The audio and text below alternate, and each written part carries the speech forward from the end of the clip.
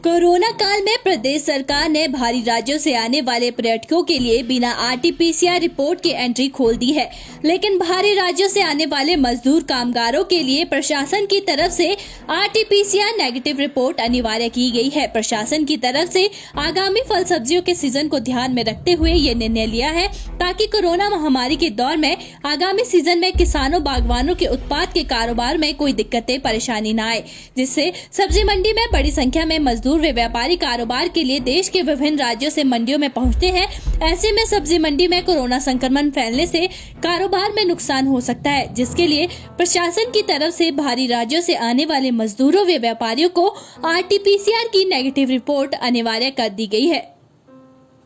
SDM Kullu doctor Amit Guleria ने बताया कि कुल्लू जिला में आगामी फल सब्जियों का सीजन आने वाला है और उसको देखते हुए कुल्लू जिला में कृषि बागवानी विभाग व सचिव एपीएमसी के साथ बैठकर व्यापक तैयारियां की गई है। उन्होंने कहा कि कुल्लू जिला में बाहरी राज्यों से आने वाले मजदूरों और व्यापारियों के लिए आरटीपीसीआर नेगेटिव टेस्ट अनिवार्य कर दिया गया है। उन्होंने कहा कि बाहरी राज्यों 5 माह के लिए हजारों मजदूर व सैकड़ों व्यापारी कुल्लू आते हैं, जिसमें बहुत सारे मजदूर एक साथ रहते हैं, जिसमें संक्रमण फैलने का खतरा बढ़ेगा, जिससे अगर किसी एक भी मजदूर में संक्रमण होगा तो उससे अन्य मजदूरों को संक्रमण फैल सकता है। ऐसे में आरटीपीसीआर नेगेटिव रिपोर्ट के बाद मजदूर सीधे काम कर सकते हैं, अन्यथा बिना आरटीपीसीआर के 14 दिन क्वारंटीन के नियमों का पालन करना होगा। उन्होंने कहा कि जितने भी लोग बाहरी राज्यों मजदूर व्यापारी या ठेकेदार आ रहे हैं वे आरटीपीसीआर नेगेटिव रिपोर्ट के साथ आए ताकि किसी तरह की समस्याओं का सामना न करना पड़े।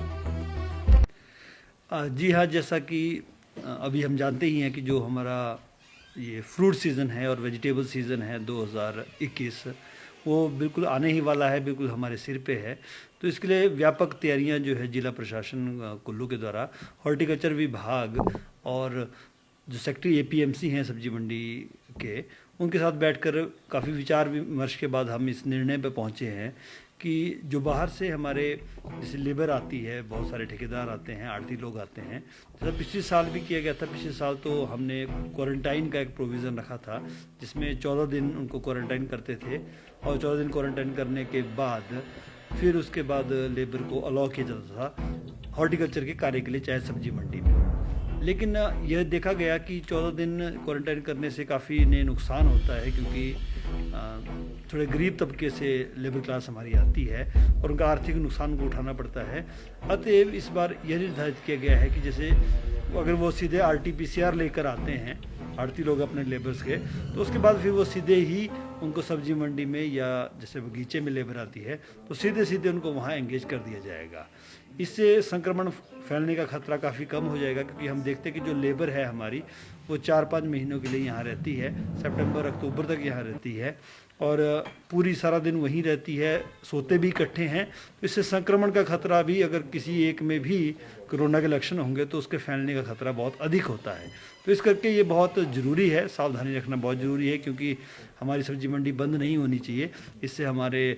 जो किसान लोग हैं उनको काफ़ी आर्थिक नुकसान उठाना पड़ सकता है। तो इसलिए सजगता ज़रूरी है।